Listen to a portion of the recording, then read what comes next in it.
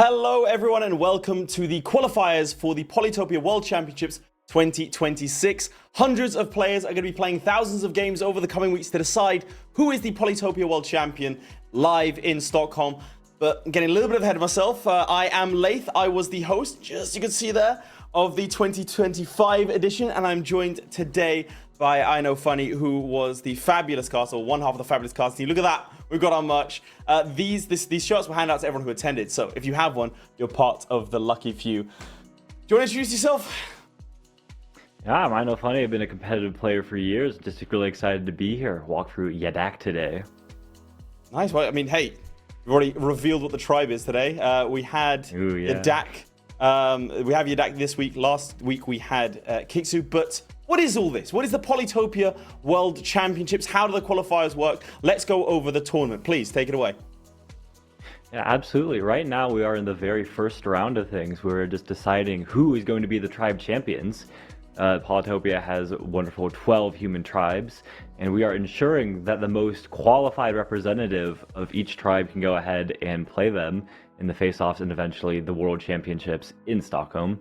So right now, the second week, go through every tribe, a little tournament, see which player is best able to represent that tribe, who's going to be the strongest Yadakk player today. And then once we have that for all 12 tribes on September 20th, that's when the face-offs begins, where we'll cull that number from 12 players and 12 tribes down to 8 who will participate in the World Championship Finals on October 10th. And as we said, that is going to be a live event. Players are going to be playing in person. We had a fantastic time last year. It was honestly one of the calendar highlights. But as you say, we have a lot of tribes to get through. So let's see what those tribes look like. Here we go, a full roster. Like I said last week, we had the Kiku tribe. Do you have a personal favorite from this list? I mean, we're casting Yadakk today, so I think I'm going to say Yadakk, but you ask me again in a couple weeks and it might change. That was exactly what I did last week, by the way. I picked the one we were talking about. I mean, personally, I'm a Luxador guy myself, but hey, that's just because I'm looking forward. In fact, speaking of last week, why don't we quickly go over what happened in the Kiku qualifiers. We can see that we had the quarterfinals, we had the semifinals that we casted. We saw the matches between Mr. Bomb himself, still not sure how to say his name, Liv and McLovin, then also Mythic RNG versus Big Dictator Bossman. And then the finals, a 2-1 victory for Liv and McLovin, which was a reverse sweep, a bit of a comeback story there. And in fact, Big Dictator Bossman, you'll see in the bracket today in the quarterfinals. We'll go through that in just a second, because like you said, it's the Yadakk tribe. So why don't you take us through who the Yadakk are? What makes them special? Yadakk's a very special tribe. They start with a couple extra stars and the roads technology. They're all about, creating those expansive empires, a bunch of different cities. They have, I mean, objectively, and I know it's an opinion, but objectively the best tribe music in the game. Do a poll, ask anyone, just use your own ears, listen. And of course, go for the likes, dislikes, hate the Ven gear, as we all should. Fantastic tribe, wonderful theming. Well, they hate market manipulation, swindling, and crypto scams as well. Something which you told me off camera, you're in favor of all of those things, so I'm sort of surprised. Well, that's why I didn't mention them right now. That's understandable. By the way, I know coin. Yeah, you can't shill a live coin. Now I really hope there's not an I know coin out there. I really hope not, otherwise you give them free promotions on our air. Like you said, we have a lot of people that participated in this qualifier, and we're down to just the final ones. Let's take a look at the bracket now and see how that has held up. You can see in the quarterfinals, Big Dictator Bossman did actually get defeated. It's worth mentioning at this point that you at home right now can join any of these qualifiers. Well, a little bit late on the Yadakk side of things, but for all of our future tribes, you can get involved. If you're sitting back at home thinking, this is easy, I could do that. Maybe we'll be talking about you in Stockholm live. Anyone is free to qualify. And as you can see, Big Dictator Bossman has attempted to qualify for the Yadakk, even though he hit the finals last week as well. So open to all. But let's focus on the people who didn't get left behind. We have, first up, Oplix versus Ramdingler, as well as Meisterlampe versus, and we'll see very soon, because that quarterfinal is actually still ongoing. In fact, do you want to tell me a bit about Oplix? Because you told me something quite interesting before we started this. Yes. Well, Oplix might be a name that's not familiar to a lot of people who just watched last year's broadcasts and everything, but he was participating in some of the earlier round qualifiers. He has a very notable feat to him, actually. One of the strongest Polytopia players of all time, QUALIFIER, was probably the most dominant player in like the period that he was dominating. He decided, he took a few years off the game, but saw the hype about the World Championships, came back, and in his very first round in the qualifiers, he was paired up against Oplix, who went ahead and defeated him in that and permanently retired, who many consider to be the GOAT of Polytopia. Well, so I mean, quite the feat there. Like you said, he permanently retired the GOAT of Qualitopia, and that still wasn't enough to get him all the way to the finals live. I mean, I've never met him. If I haven't met him, then it means that he wasn't good enough to get all the way through. Maybe that'll all change today. We are going to go to the live game in just a moment. Oplix versus Ramdingler. Ramdingler, a player that came up quite a lot of buzz last time in the qualifiers. Do you think he's going to go all the way this time? I mean, I really hope so. Like, the thing about Ramdingler is that he's like 6'4", like pure muscle. Like, we need to see him on camera, basically. Okay, so we have no biases, but you have a personal preference. A muscled 6'4" man. No, it's fine. Absolutely. Look, we've all got to support someone. Now, so do you think that Ramdingler is going to beat Oplix, is what I'm trying to say? Yeah, I mean, like, in the, department of, like, who's been playing the game longer, who's been, like, playing more competitively. I mean, like, Ramdingler's got, like, the edge basically on everyone throughout the tournament. He qualified for Kiku last time just to, like, take a slot away from someone else. He didn't want to qualify and then just left, apparently. He's a very strategic mind, like, to achieve what he wants. Like, he 2-0'd his opponent, too, the first round. I mean, he also didn't show. He was a no-show for the last week because he said he'd rather try and qualify for a different tribe. And we're seeing that here today. He is committing to Yadakk potentially going forwards. Would you say that's a stronger pick for him in terms of how you think he plays than perhaps the tribe we saw last week of Kiku? I mean, he did make it to the face-offs last year with Kiku, expecting to see a little more like watery maps, some continents, archipelago. And he decided, on lakes, it didn't really work out for him. He did play a very good series against Meister, but was ultimately defeated, knocked out of the tournament there. Well, talking really about Meister, probably. Yeah. By the way, sorry about that, because this is something we haven't mentioned yet, and we definitely need to. Meister was someone that was in the finals. That's it. Someone we met in person. Someone who went all the way. So we have an incredibly stacked, I would say, talent pool to draw upon today. We're talking about Ramdingler. He said no one has more professional experience. Meister was tipped to go all the way to the finals of the finals, and was defeated slightly earlier on. So we'll see. Last week we had Le Liberateur went out in the qualifiers. We didn't even see in the semi-finals. He was a representative. He was one of the top 8 players in the world according to the championship qualifiers, and he didn't make it. Perhaps showing, I would say, this time around we have maybe a more in-depth talent pool. And again, you at home could join that talent pool if you are perhaps, like we said, coming out of retirement, shaking off the old iPhone, making sure you're ready to go. Who knows? I'm surprised you didn't compete. Me? Really? Yeah. Well, it's time to get going as the game starts. I will throw it to you just a second so you can tell us about the opening moves. Remember, this is a best of 3, so no matter who wins this one in front of us here, we will see them again. Perhaps a reverse sweep. The game is going to get going in but a second. We'll see. Now, have been running down the clock here.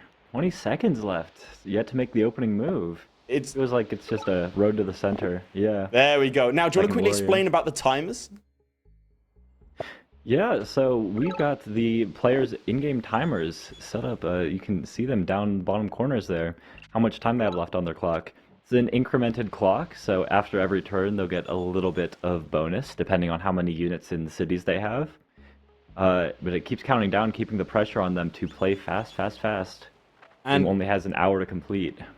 One thing I'd like to add on to that as well is, given the feedback that we're constantly collating each week as to how we should structure these championship qualifiers, people wanted to see the current number of stars as well as the star income. So we've revived, or I should say rethought, the UI to make sure that we have all the relevant information on screen just for you at home. So if you have any further requests, make sure that your will is known. Now, tell me, this is a very small map, obviously, in front of us here. How are you feeling about it? Who do you think has potentially the better spot? Who would you be rather playing as in this moment? Oplix in red or Ramdingler? It's an interesting spawn for both players. I mean, they are doing, some classic Yadakk things, similar strategies, road towards the center, go ahead, pick up organization. But the big thing for Oplix here is that he's got 2 villages that he's just captured, as opposed to Ramdingler, 1 village, 1 ruin. The ruin's also in a place that it's a little difficult. I mean, yeah, if you get a veteran swordsman here, like separated by water like that, not the best start for him. But he's making the best of it with this different kind of strategy. We're seeing a workshop for Ramdingler versus the explorer over on Oplix's side. Going to bring them to the same income, and I expect to see maybe a road plus fruit to upgrade workshop on the other city next turn. I think Oplix goes ahead, picks up another workshop here. He can pick up 2 workshops with a road and fruit after he got that lighthouse population in the explorer in the north. But Oplix just has access to more villages, and they seem to have pretty equal access to the water as well, so I'm definitely favoring Oplix's side here. Pulling it back a little bit, you're talking about roads. What are the benefit of roads? Obviously, it's a core part of Yadakk strategy, given they given they're sort of set up for it. But talk to me. Yeah, there's the simple version of roads, and then there's the PhD version of roads. The simple version is it can double the movement of any of your units. You got your warrior, go ahead, place it on a road, moves 1 tile, suddenly it moves 2 tiles. And this helps them out in expanding early on, picking up a ton of different villages everywhere. Yeah, we're going to go ahead and see branding. I say we do see an explorer pop. Do you want to explain what an explorer is? Yeah, so you see explorer going ahead running around the map, picking up some vision all around. And very good explorer pickup too. I was expecting a workshop there, but this one's going to go ahead pick up that northern lighthouse, or another population on the capital. And after meeting, he has the stars to go ahead upgrade his capital. And now Ramdingler's got a very good start, can afford that extra road to pick up that village in the north. Oplix, using the meeting stars that he gets from Ramdingler here, has to decide what to do after Ram moves into his vision at the very end of the turn. He's kind of pressed for choice, like he has too many villages to move out to right now. But, I mean, just get some more units. He might go into riders just to try to make that a little faster to get all the villages he's after. And why would he want to get the villages? Yeah, I mean, more villages you have, the more income. They're all producing some stars every turn. And the big thing here I'm seeing for him, he's already got 3 villages. He's got, you can see the 4 to the south and north. But as soon as he gets 6, the magic number is going to be 6 for us. He's going to be able to go ahead and pick up his Grand Bazaar monument, which is a pretty good sign that you are accomplishing something. What does the Grand Bazaar do? It's just a monument, like several other tasks that will give you a monument in this game. Give you extra 3 population anywhere you want to place it. So you often see a player will use that to go ahead pick up a giant on the capital, very strong unit to chuck at your opponent. Or they might just pick up some more stars on a level 2 to level 3 upgrade. But it's a really versatile thing that can, fit into your game plan. It's just universal benefit to you. Good things, basically, yeah. So we have 3 cities to 2 here. And Ramdingler taking a little bit of time, as we saw Oplix do at the start. What do you think he's thinking? What are his sort of routes in front of him? So he's got 1 and maybe 2 villages, likely 2 but not guaranteed, behind him, as well as he's got the village that he's standing on the north and the one he's about to stand on southwest. So Ramdingler will have his 6 villages, where Oplix might have 8, but both of them should get that Grand Bazaar, which will help them catapult forward in any game plan they have. I think what Ram's really looking at is when he gets into the water, just because of where this lake is. Cutting through the whole middle of the map, the fight that they're going to have will be on the water. So Ram's probably thinking about when he gets fishing. Might even be looking at markets and trade. Maybe explain those. It's a very late game thing, so I mean, where we are right now, early on in the game, usually not looking at markets just yet. So, I mean, Yadakk's kind of flipped just because they start off with roads. They have quick access to markets, trade stuff like that. What they don't have is the tier 3 technologies that you need to get markets to start working in the first place. But we are still a ways away from markets because, I mean, yeah, I'm expecting him to go into the water first, but that is an alternative game plan he's got. He's found a new city now to take the count, well, to sort of keep pace, really. Oh. Lots of little villages around.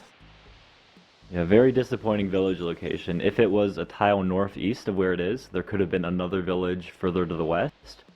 But with where that village is placed, there cannot be another village. So instead of the 6 cities and Grand Bazaar that Ramdingler might have been hoping for, instead he only has 5 back there, no Grand Bazaar.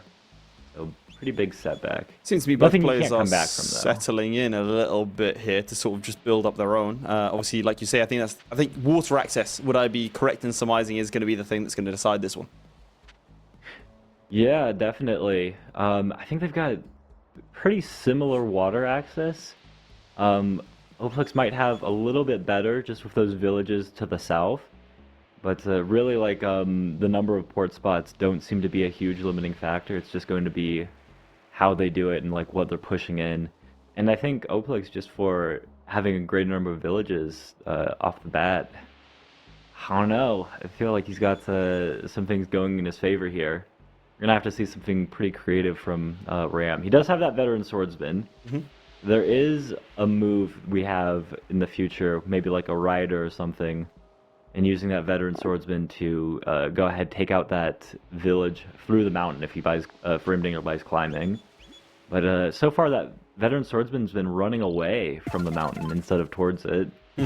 So we might not see anything happen like that. We'll take this moment just to say as well, we're not seeing each player spend all of their stars on their turn. What is something that a player could save up for? Why would you not spend your stars all immediately? I mean, really they're just looking at picking up the most economic upgrades right now. Some things like, you know, if an upgrade costs 4 stars or 5 stars to get a workshop or explorer, there's no real reason to go ahead and spend stars on like a couple extra warriors on a turn. And we are seeing Ramdingler make a play here. He's got the lighthouse in the west and then a fruit, and he can go ahead and pick up a level 5 capital that will get him a giant as well as a monument. So he might be first to that ahead of Oplix, but yeah, Oplix is going to be able to... He is able to pick up his Grand Bazaar this turn if he connects that Northern City of Roads. So if this is the kind of thing that you're saving for, like 3 roads, 9 stars. Yeah, he's got to think about if he wants any technologies before capturing these 2 villages. Maybe fishing. Well, I would not... a little bit lighter on time than his opponent. Yeah, there you go. Fishing. Does go for fishing. You were starting to say I would not. Is that a move that you disagree with? Yeah. Oh, I think the fishing, there's a lot of reasons that it makes sense. I mean, he's going after this explorer here. But the thing about fishing is that it seems like it's delaying you on some other things. Like, been able to go ahead and, you know, just get his Grand Bazaar this turn. You know, run, like he's a star short after the moves he made. Of, you know, sending the 3 roads up to the north. If he connected that northern village, used the Grand Bazaar in his capital, he'd have picked up a giant there and started sending that into the water. The cost, like the change in cost of fishing after capturing the cities is very negligible as it's a lower tier technology.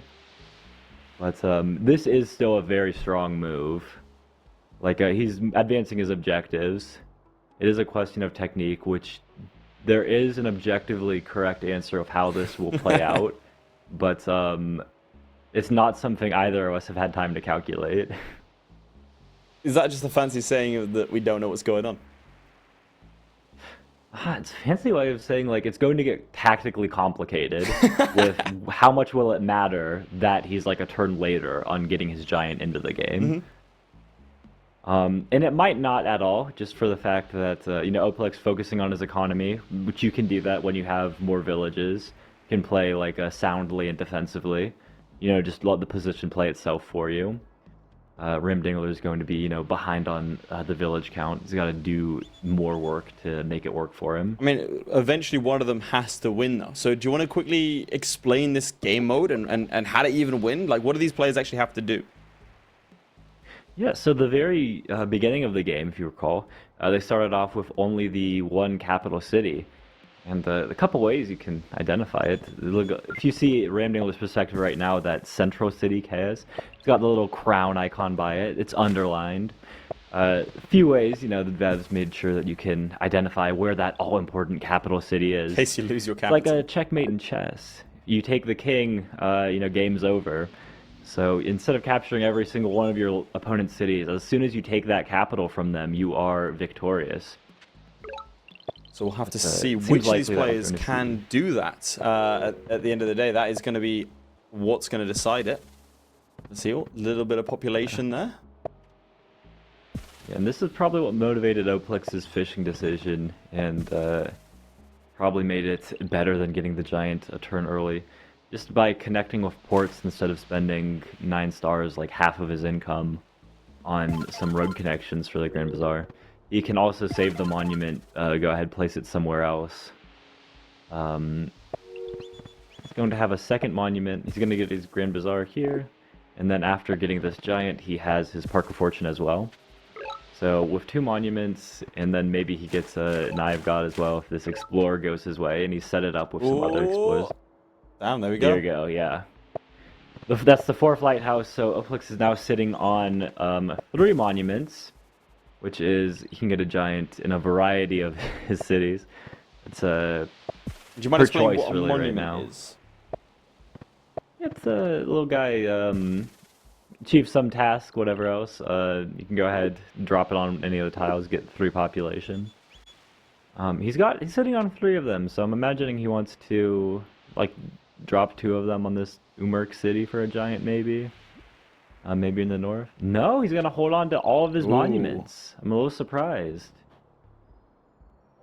Sometimes you'll see players do this. They want to save their monuments if they're afraid of getting sieged. That way they can use the population to push out a giant and save their city. But I don't see any imminent danger of getting Oplix getting sieged here. I think we're a little while off of that. I will say, in case people were wondering, because I saw some questions about this previously. They said, well, couldn't a player get an advantage by simply watching the stream? It's worth noting that we are on a 10-minute delay. So if you have any questions for us, we'll try and answer them, but we will be 10 minutes behind to make sure that no player gets any advantage. As a scout takes into the water and begins to sort of pepper one of those units there. What do you think of that move? No, this is so there are 2 lakes on this map, yeah. There's the one up in the north, the one down in the south. And Ramdingler's trying to get himself established down in that south lake, and it's difficult. Just look at the access to different port tiles, right? Ramdingler has that 1 port that he can make down there, and Oplix has not even about 7. He has access to 7 ports he can put down there. So right now, Ramdingler is trying to get himself established. He's putting his giant, getting his giant from his capital set up to go into the northern lake, while he puts the scouts down in the south. I mean, it's easy because the ranged units are unopposed right now. Just go ahead, pick up some damage on your opponent. No, you're not putting yourself at any risk at all. You're making it difficult for your opponent to get established in the water. The thing for Oplix, though, is that he's going to be able to just keep pumping out more and more units into the water eventually. He's got to get his ports established first. Yeah, there we go. 2 monuments down, and the second giant from Oplix, and he's aiming it at this southern lake. It looks like he's not content with allowing Ramdingler to sort of control it, like you were saying. It looks like he's going to put it in the water. Here we go. Now, it does look like a bit of a dearth is opening up between the 2. Look at the score, look at the stars, income, look at the city count, look at the units. And it might start to be a tricky one for Ramdingler. But like we've seen before, it can all be turned in the blink of an eye if you do make the wrong move. I think Polytopia is definitely one of those games where it's sort of your game to lose at the end of the day. Especially if you're in a more dominant position. And he's going down to the last 15 seconds. We can get a little timer run out. Or maybe. And Oh, this is not the quite. thing we've seen. Yeah, like even at the beginning of the game, Oplix has been the one, the timer's been controlling Oplix, whereas Ramdingler's been the one in control of his timer, yeah? Do you think that that is Oplix perhaps overthinking, or do you think it's him being confident with time management? Ooh, I think it makes sense for him in the position he's in. Like we've seen, like the way he's been playing, it's very solid. Like he's not trying to make any like crazy moves or anything. Ramdingler has sort of taken first blood here.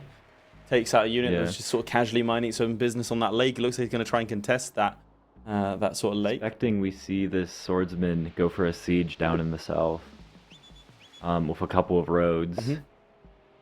We've got, the 2 roads, and then the scout will go ahead and shoot and prepare the siege down Interesting. here. Okay. Swordsman siege. What do you think of that move? He's going to try and take a city right from underneath Oplix's nose. It was a very good move, but there was a problem in the technique, unfortunately. He needed to block those port spots, because right now, what Oplix can do is place 2 ports on those water tiles, grab the fruit, and use his Eye of God monument. And he's not, he's going to go after farming instead of the 2 ports. So it wouldn't have mattered regardless, but he gave him more options than perhaps he needed. But we're going to go ahead and see the push with the farming now instead of 2 ports. But this is just what we were talking about with sometimes players will save their monuments instead of using them immediately. So do you want to talk me through what just happened there? Because that unit was obviously just immediately pushed out by that giant. Yeah, so once we've seen it before, you get to level 5, you have the option to pick up a park, grab next for 1 star per turn, or pick up that giant unit. The giant units are special in that you're getting sieged, or you have your own unit already on the village. You can go ahead and pump out a 2nd unit on the same turn. You can go ahead and save your city from getting captured by the opponent if you have no way to clear them, like we just saw there. Or it can, give you a little bonus, like 2 units from 1 city on the same turn. But we're seeing it defensively here, and it's kind of difficult to see where Ramdingler's attack is. He's down 1 giant against Oplix's 4. Getting squeezed Not out. good when you say it like that. And I will say as well, in terms of the poll on YouTube at least, the 52% of the audience have said that Ramdingler is going to be participating in the Yadakk final. So maybe an early upset, at least according to the audience here. Yeah, I mean, this is a best 2 out of 3 series. We are seeing some things that, okay, call me a Ramdingler Glazer, I'm sorry. But, just the clock management and some of the, questions of technique, like how we're accomplishing things in the game. I am giving the edge to Ramdingler. Okay, so you think, okay. Well, this game's not done yet. Let's not battle. No. I think to put it into plainly for those of you who are perhaps new to Polytopia, unfamiliar with it, the momentum is very much with Oplix. You can look at the top of your screen and see an income of 36 stars to 23 stars, being the main driver of economy. You want to purchase a technology, you want to buy units, that sort of thing. Equally, Oplix has 17 units to Ramdingler's 11, as well as those Giants units, which are a lot larger. Having said that, it doesn't mean that it's curtains. So, with that in mind, what do you think Oplix should do now to see this game out, to make sure that they stay in this dominant position? Yeah, I think there's a question of what he should do, and then the question of what I imagine he will do. And I think, honestly, they're pretty similar. There are some barriers he has to getting his navy fully established. Like, he needs to go ahead and pick up some technologies. Like, he would love to get ramming and then also shields. I was a little confused at the farming pickup because I don't think it's, not sure the best way it helps him. He's getting sailing right now, which will help him upgrade a lot of these rafts. So he's been pumping into the water into scouts like Ramdingler has. Help him out, give him some more units to attack with.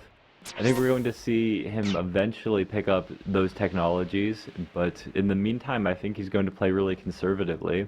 Okay. Like he recognizes that he's got the lead in income, and he just needs to make sure that he isn't losing any of his villages. Use the giants defensively. Try to, like, if he can splash those 2 scouts with his juggernaut here. Do you want to explain what a juggernaut is for people who might not understand? Yes. When the giant goes ahead and enters the port, it transforms into a new unit called the Juggernaut. Juggernauts work is really similar to the giants, like big bulky units that you go ahead push your attack with, but they lack defense. They do not retaliate when they're attacked, even to melee damage. So you try to keep them away from your opponent and then splash with a bunch of support from your other units, which is what we're seeing Oplix set up just right now, picking up sailing and getting his first scout. That's I mean, it's just the number of juggernauts he has. It's difficult for Ramdingler to do some retaliation damage as much as he'd like to. We're seeing a possibility of maybe Ramdingler get some splash damage off on a port, try to damage the central juggernaut as much as he can next turn. But with all of these rafts around that can be upgraded into dangerous units, Star Ruin, wonderful way to start Ramdingler's turn. So he gets a bunch of stars from that. I will say as well, following on from what you were talking about in terms of Oplix's time management, the more he has to do, the more units that have to be moved, the trickier I think that time management's going to become. So potentially hoist by his own petard when it comes to the number of units. But talk me through what Ramdingler should be looking to do here. Yeah, Ramdingler's task is pretty difficult, but he started off, dealing damage to that juggernaut. He's just looking for good trades, basically. And yeah, into construction, he's looking to pick up more giants of his own. Right now he's got the 2, but he's picking up the 3rd. He's evening that giant count, trying to push into the South Lake. And he's trying to take advantage of the fact that he has scouts, basically. How Oplix is, of course, getting his own scouts as well. Makes things a little more difficult. But Ramdingler is the one who actually has the units in the water right now. Sends the second one in there off how would you say it, Iran? I don't know how you say that, but starts to... There you go. There are those favorable trades that we're talking about, that you were previously talking about. Do you want to explain quickly how combat works in Polytopia? Why do sometimes units do damage and sometimes they don't when engaged in a fight? Yeah, so there is a damage formula which some players have memorized. But, you'd have to be like the real loser to. I wouldn't. You would never do that, would you? Yeah, no. But in order to skip over the math, the basic point is that units have attack and defense values, and it scales with the amount of health that they have. So a warrior with at its full health at 100% is going to deal some amount of retaliation, whereas a warrior at, say, 50% health is going to just deal less. And better than that, a unit which you kill deals no retaliation damage at all. So it really favors the attacker, even if it's an even trade at the start, just by taking some chunk of their health and getting more attacks, you are able to go ahead and pick up advantages, like your units are going to deal more damage to theirs than they will deal to you, just by attacking first and attacking most. And you can see that despite having 12 units to 19, Ramdingler is the one who has killed 3 of Oplix's units, while Ramdingler has kept every single one of his units alive so far as well. That's a commander I'd fight for. Yeah, it's been very impressive fight for Ramdingler. We should see in not this turn. It doesn't look like. I mean, it's possible he could kill a scout down in the south, but yeah, next turn I'm imagining we're going to see Oplix pick up his first kill. That's just the thing about having all these more like a greater number of villages. Makes it easy for Oplix to get away with losing some of his units. Still has that advantage 19 to 12. I think we're gonna see a giant up here. Looks like we're angling towards that. A fruit and port. Yeah, we're going to go ahead and giant push. We see the warrior go ahead like that. I think there was a questionable technique there too. If he'd placed the port first, could have got that warrior into the southern port. If you'd placed the other warrior into the southwest one. Now you got a warrior outside the water when you really get in there. Oh, there we go. First kill. Gonna go ahead and upgrade the scout down there instead of the other things could do. Stars. Does look like advancing on all fronts here for Oplix. But like I said, here we go. 2, 1. Doesn't look like he gets final little turns in there. So that's, like I said, that might be something for Ramdingler to exploit. The more cities, the more you have to do, the less time that you have per action in total, I'd imagine. Now, let's see. What can Ramdingler do? Gets another kill there. Takes out the scout. Oof. Big splash damage. Difficult to move your scouts around where their juggernauts are. He wants to go ahead and move his scouts into this position because it's optimal for attacking, taking out Oplix's unit. But now he's made his own scouts vulnerable to an attack from this juggernaut when it moves in and splashes. It'll hit all the units in its radius.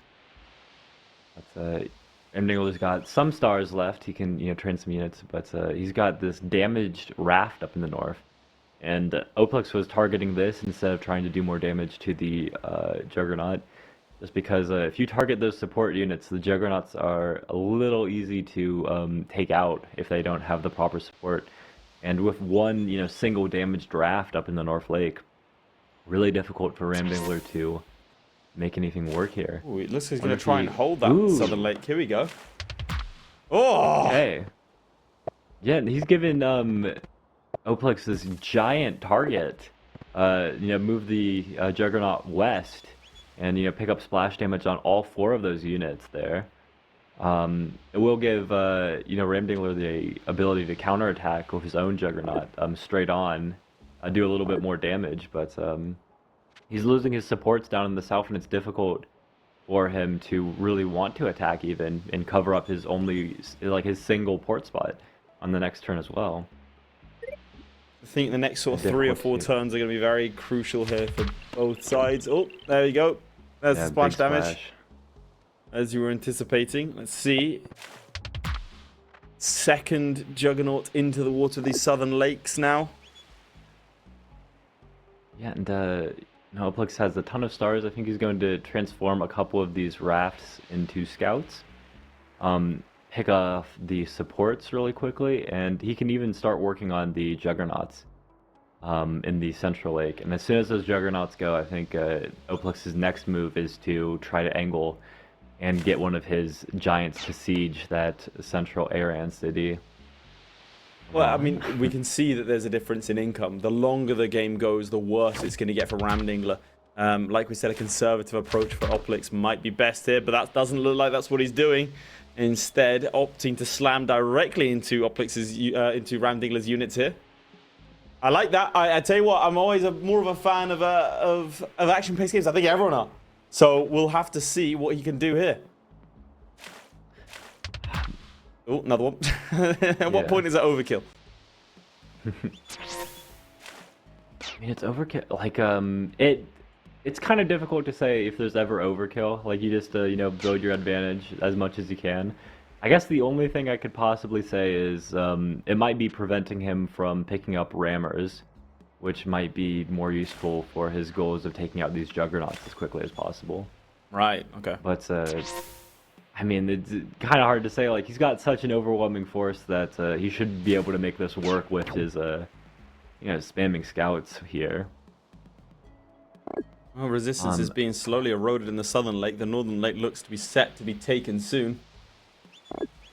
Yeah, got the advantage, like 3 Juggernauts to 1 there. Again, that timer is not his friend. 5 seconds left on the clock. Does pass it, so completes everything he wants to do. But let's look to the next game and the next game, well, next potential game, I should say. We are going to see another game after this, regardless of who wins. So it's a case of, does that time management play in? Do the nerves start to get to him? Because it's a one thing being a very good Polytopia player. It's another thing being a very good Polytopia player under the stress and conditions of tournaments, of being on the live stream, of having casters analyze your every move. And we saw even in the grand finals in Stockholm that can affect players very differently. Slimming Boy was someone that was able to get all the way to the final and frankly cool as ice the entire time. didn't really care. Didn't even speak to me. So maybe he spoke to you. I don't know. Maybe I'm airing just a grievance there. But hey, answer my text sometime. Anyway, this is what I'm pointing out when it comes to Oplix potentially in the next game. Maybe the pressure gets to him. Maybe it starts to go more. Maybe it's the opposite effect. We just have no way of knowing. But there we go. Another 2 giants in. Ramdingler making a big play for the south. Maybe thinking about sacrificing that city in the east. I mean, what do you think the chances are that it tries to leg it all the way to the capital? For both players, their capitals are pretty centrally located. And just because it is a big water battle, boats fighting boats, like in order to reach the capital, they've got to make it through the water first. So it seems like, there's very little possibility of like some kind of a capital snipe, as it were. But yeah, Ramdingler took a big think there. He's confident in his ability to, mechanically execute the end of his turn. Ooh. It doesn't sound like he appreciated what you said and is trying to murder you. Yeah, something like that. But I know, keeping cool, calm, and collected, casting this game whilst currently under threat of intrusion and home invasion. But back to the game. Shouldn't have shaved my home address into my cat. No one knows. But yeah, no, he's cool and confident. He comes up with a strategy of using rider roads. And okay, so this is something very interesting. You don't see it as much as you used to. But riders and roads are wonderful units for defending these kinds of pushes against boats. If your opponent tries to run up any of their boats against the land, your riders go ahead, pick up very favorable damage trades because all of these scouts and juggernauts are units that return barely any damage and take a lot because of their low defense. So he's trying to limit the tiles his opponent can attack him from, and simultaneously, if he sets up any kind of siege, these riders are useful in just attacking whatever pulls up. So he has pulled his 1 giant back. He put the 1 giant down in the southern lake, which it suggests that he's like calculated out that he can defend this middle village, even if this full health giant from Oplix goes ahead and sieges. Just like he has to upgrade 2 scouts in order to get it done, but I don't know. I don't think he has enough to actually kill the full health giant. It feels like a kind of bluff, and I'm wondering if Oplix is going to fall for it. Oplix, for his part, banked up a ton of stars on the last turn. He might be playing conservatively. He has no need. I mean, maybe it's the most precise technique to finish this game off as quickly as possible.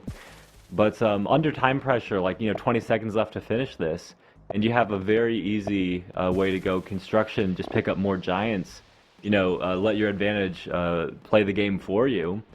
It looks like he might not go after that central siege, especially with only 10 seconds left on his clock here. We're going to see. Ramdingler's bluff, I guess, worked there. He saved his central city, and he's got time to trade more riders.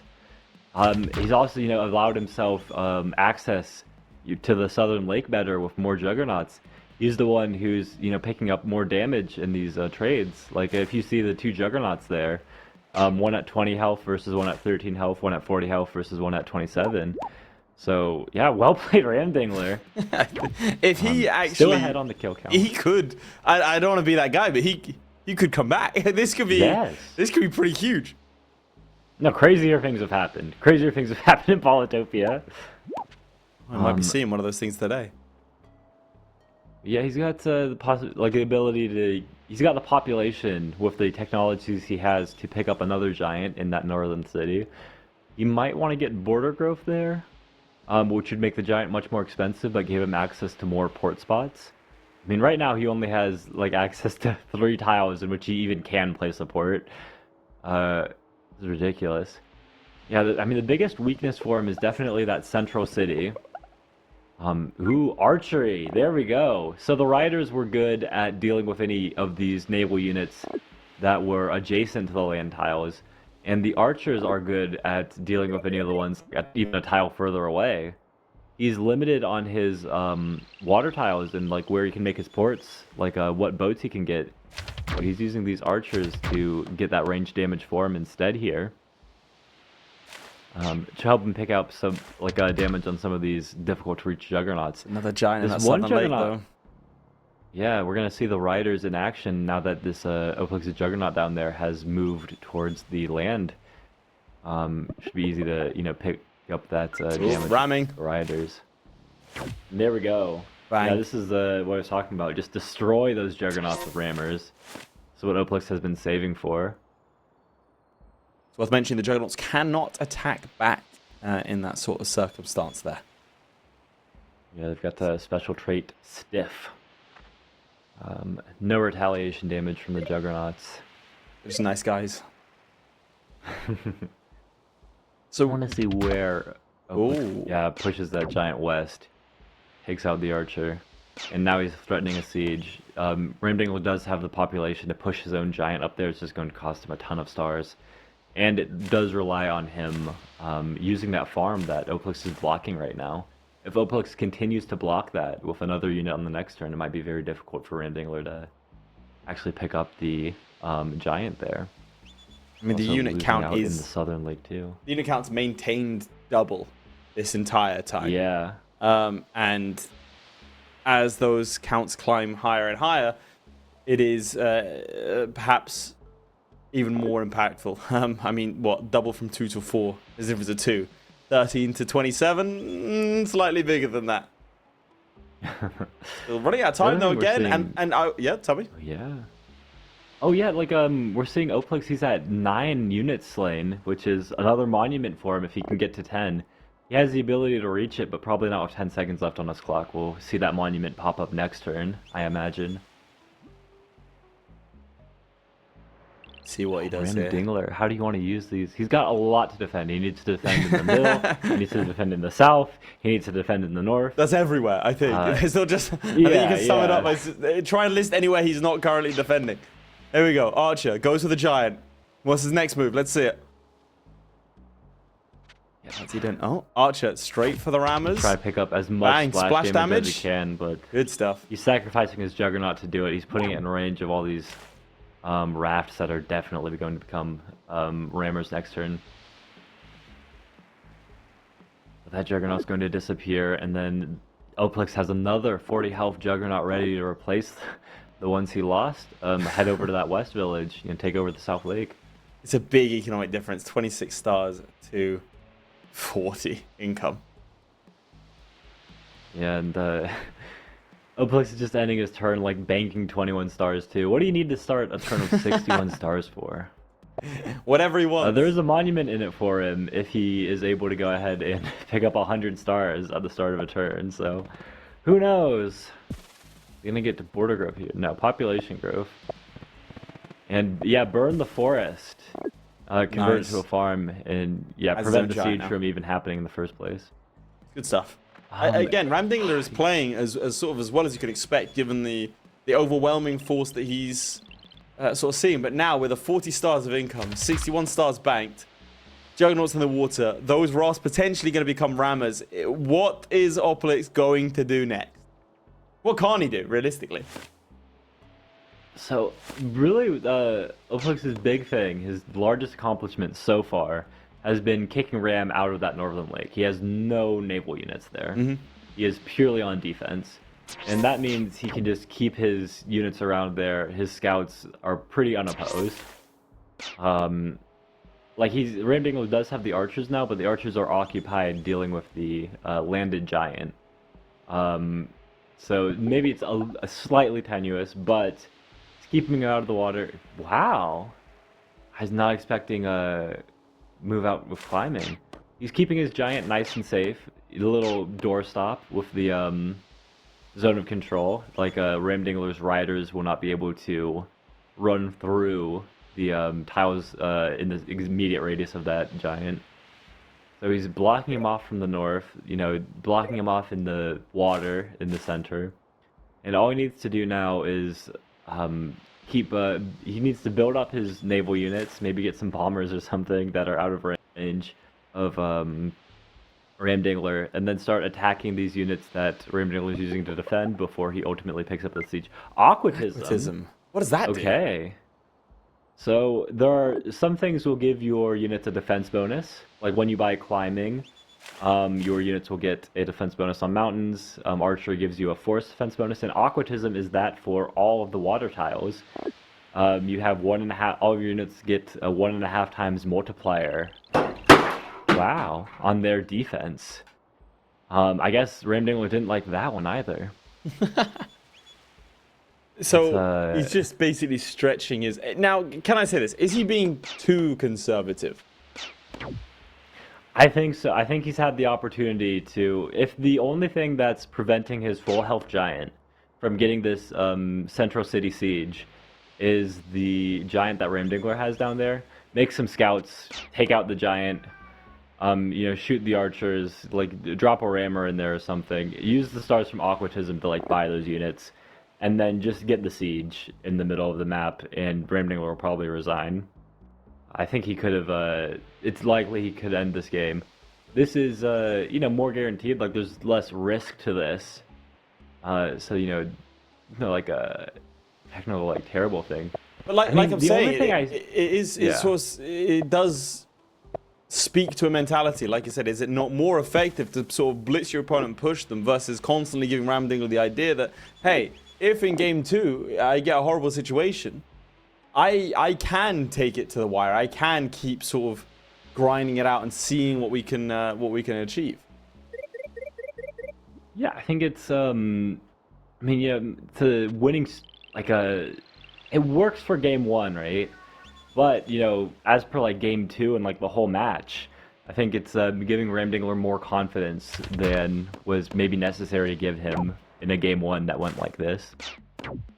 I think that's where Ramdingler is definitely the more experienced player. They're both experienced like tournament players, but you gotta give the edge to Ram there. Ram's close to picking up his own killer monument, his gated power there. I think, the only reason I'm seeing that Oplix might be hesitant to go for a siege in the middle of the map is what's worse than getting, giant pushed and losing your siege in the middle of the game is what's called a Houdini, a magic disappearing act, where if you block off all the adjacent tiles to a city and do that giant push that we saw earlier. Oh, sorry, there's just a little bit of a siege there. Yep. Yeah, and he's sieging with the warrior, not the giant, and I think it's the Houdini's the reason why. He's worried that Ram will have the population on that city to go ahead, giant push, block all the surrounding tiles, and that would make his giant disappear completely at no damage to any of Ramdingler's units. So Oplix is a little cautious about that, and fair enough. Cautious Oplix. Could be a big sort of swing.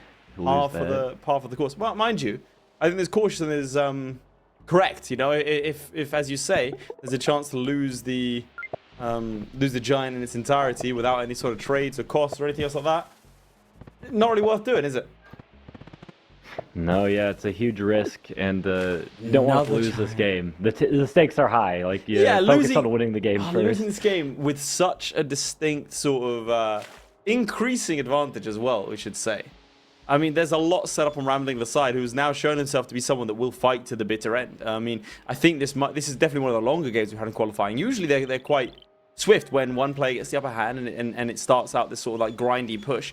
The other player tends to resign. So it does speak to sort of Ramdingler's tenacity. And that actually is worth sort of saying now that we have a time limit on these games. These games cannot go on for longer than an hour. If it does, then it goes to a judge to decide who wins, which, to be fair, in most games should be quite obvious. So that is sort of our contingency plan. That I don't know if we'll have to use it, but if it becomes super grindy, we may get there. Yeah, if anyone remembers face-offs from last year, the absolutely legendary 86-turn game that we got from it.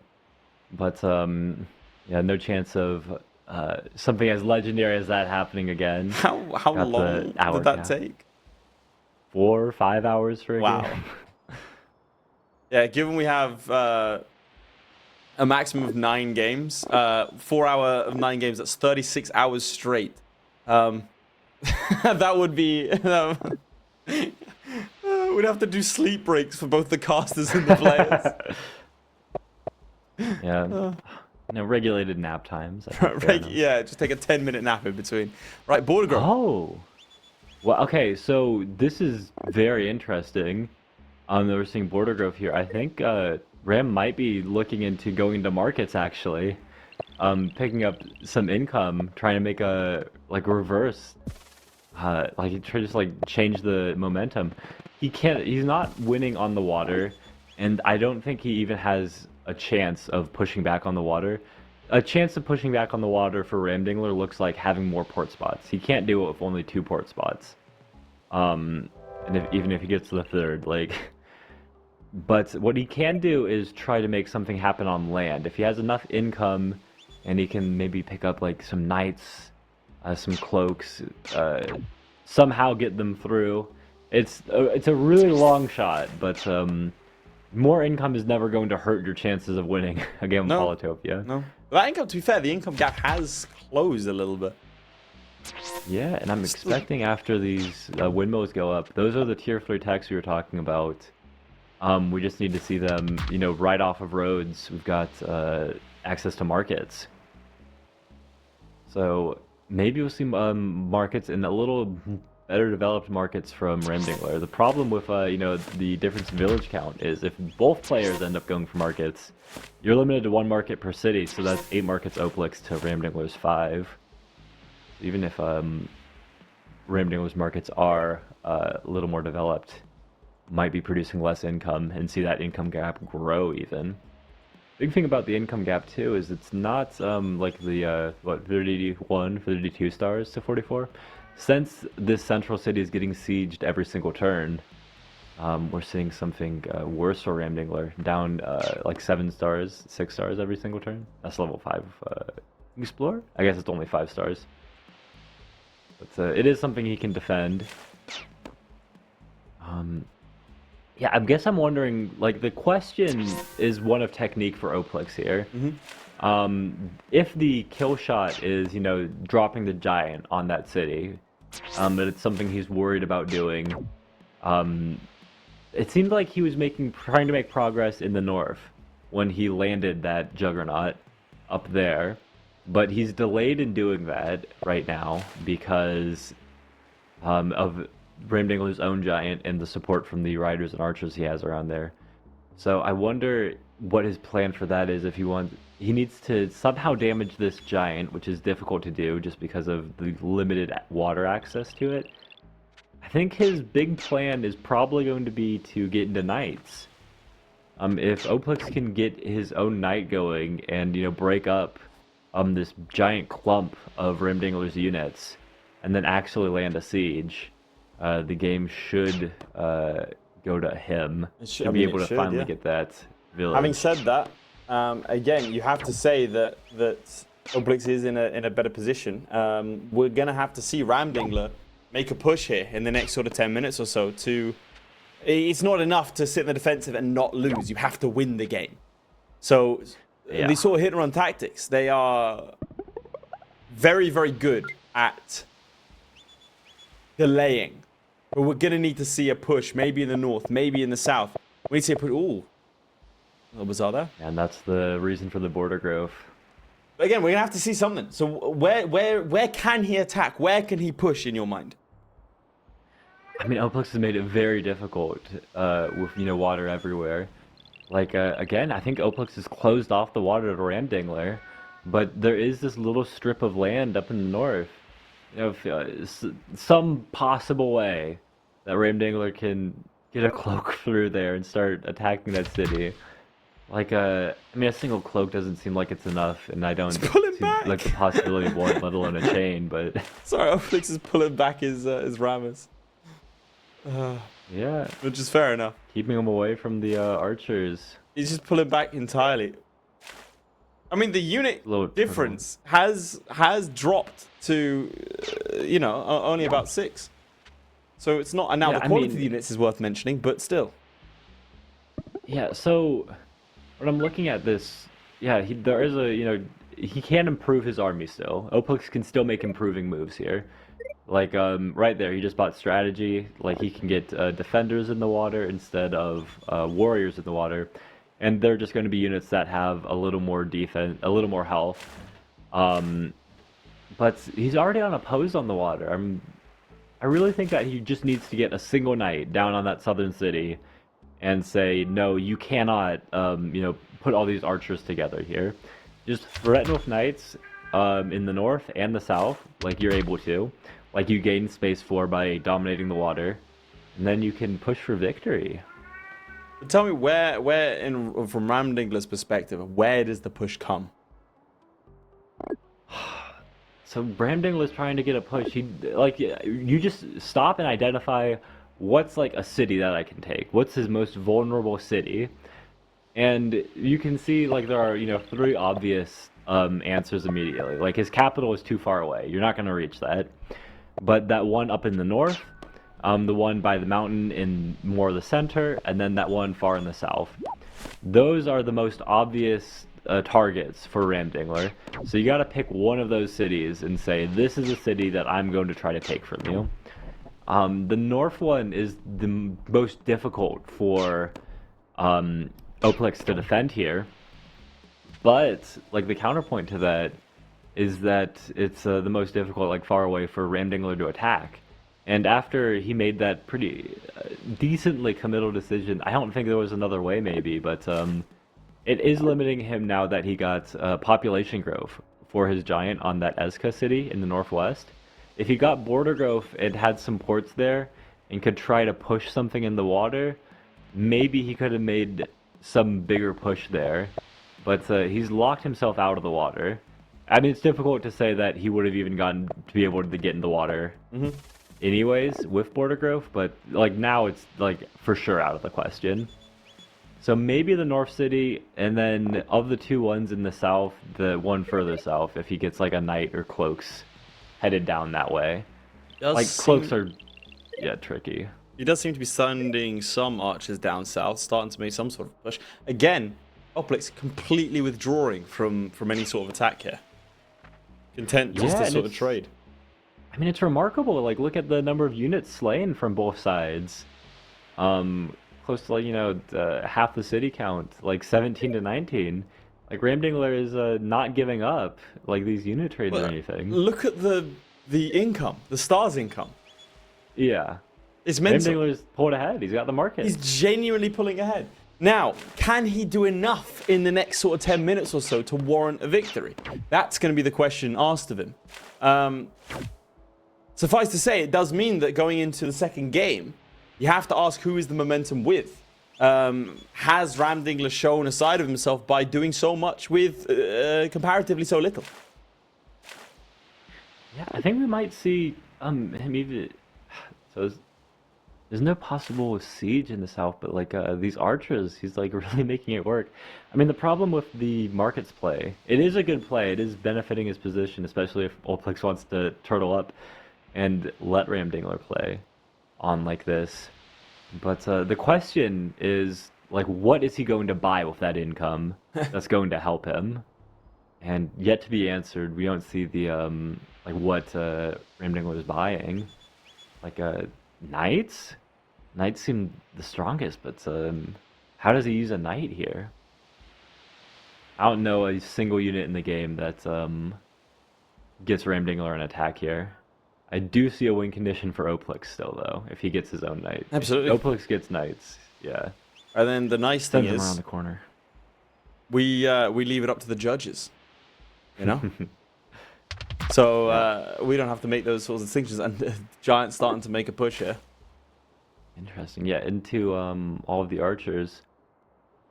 I think. Why does he want the Giant there? It's putting it on land gets you the ability to start attacking your opponent, but I guess it's a question of timing. You've pulled everything else back. Why push this one forwards? I mean, just adding it to his collection. Also, might as well. Yeah. The other question I have is, if you're going after a city, why not take that central one from the water? Is he going after the capital? Seems absolutely like a little crazy to me. Well, he's about to get peppered. Some archers spray. Here we go. Some pew pew action, as it were. A human shield, it would appear. All right, takes out scout north. Oh. And these riders can take a ton of damage and then just heal it all off. Come back later. Yeah, so we are seeing free spirit into chivalry. So Ramdingler is looking at knights as his way to win here. That knight's in a tricky spot since it can get taken out on the next turn by Oplix. But Oplix has to, you know, commit some of his units. And Oplix saving up. Yeah, okay, he's going for navigation now. I guess he was just trying to get his bomber set up. Yeah, as soon as he gets wants the bombers, and I'm wondering when he's decided that he's done enough and he can go after the actual siege. Really. Rim's trying to make a push with these knights. He could get a siege in the south, depending on how Oplix plays this. But I doubt that Oplix, like, allows that knight to remain alive. Okay, so he does have the, yeah, he can transform this, he's going after the archers instead. With the archers gone, the potential for a siege on that city is too, but, I guess I am a little surprised that the knight's been given as free reign as it has. Well, he has 5 minutes to make a play, yeah? We'll have to see. At that point, it does go to our expert judge, who will determine who is more likely to win should this game be played out to its absolute conclusion, based on, obviously, what we're looking at in front of us. So with that in mind, that is going to be the criteria. Again, we have 5 minutes still. Will this game be resolved in the next 5 minutes? 3 juggernauts lining up on that city is crazy. But we'll have to see. Yeah, a little attack in the center. With these bombers coming in, this is an alternative way to get at basically the same thing that knights accomplish. You're breaking up your opponent's units, making it difficult for them to ever Houdini you.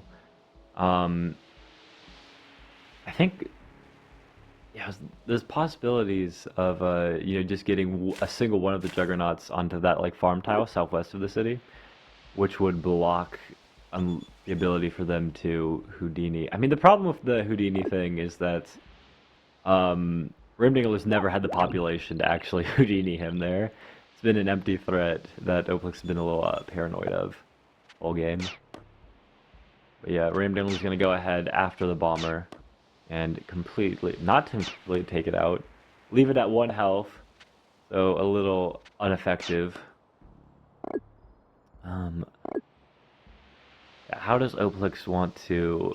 Because I think he has to go for the siege. Ramdingler has a couple minutes left, which might take us to the hour threshold, so you might not get to see Oplix's next turn. But I have a feeling that Oplix should be going after the siege on this next turn. Upgrade one bomber that he can, you know, move in his other scouts, just do as much damage as he can to all of Ramdingler's units. And Ramdingler gets a pretty decent chain. Would have liked it to go on further, maybe siege the city, but nothing to be done about that. Losing out on some of these units. The yeah, southern, now that he's actually got the, whoa. Oh, he's just going after the market, okay. Wondering if Ramdingler suddenly had more population up in that north city to get a giant. He's sort of admirably clawed it back in the way of stars. But yeah, again, I mean, I don't think we're going to get a resolution until timer runs out. I think it's going to go to the judge. No, absolutely. There we go. So we'll have to see what they what is decided. Like I said, there's no like specific criteria beyond who would be most likely to win if it came to its natural conclusion. So that is going to be the sort of level. And again, it's going to be our first time. Like last week, we didn't have any sort of judge decision. So interesting. Does show that it is a bit hard fought, and does show merit in trying to get to the end. And we'll see how that impacts things sort of going forward. It does feel like Oplix never quite able to have the confidence to push forward despite an overwhelming giant advantage. I mean, how many giants is that? 1, 2, 3, 4, 5, 6, 7?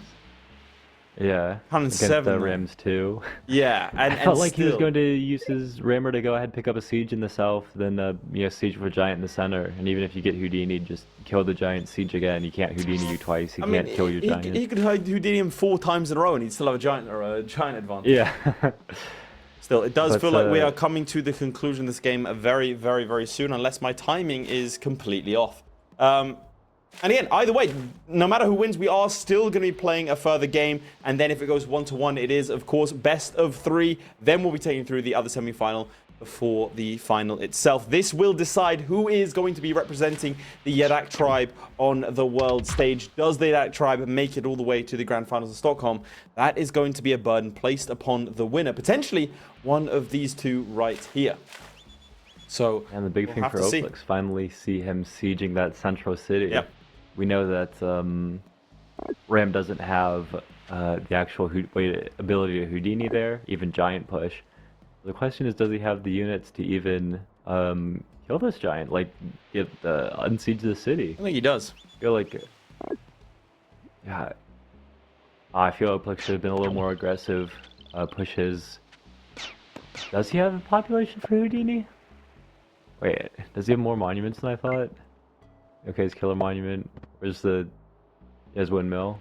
Where's the last population? What did he get? Was there a fruit there? There we go. Does in fact do it. Yeah. A fruit that I didn't see or something? 6 to 3. I've been making a little erroneous in some of my characterizations of what's going on here. But I feel like Oplix still has the ability to just, he has the units to kill this giant and go for another siege. Yeah, you can keep throwing, no possibility of throw bodies at the problem, you know?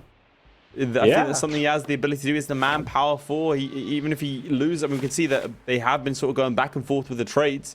But still, double the amount of units. Never really let go of that unit difference, even when the stars started to come more in line.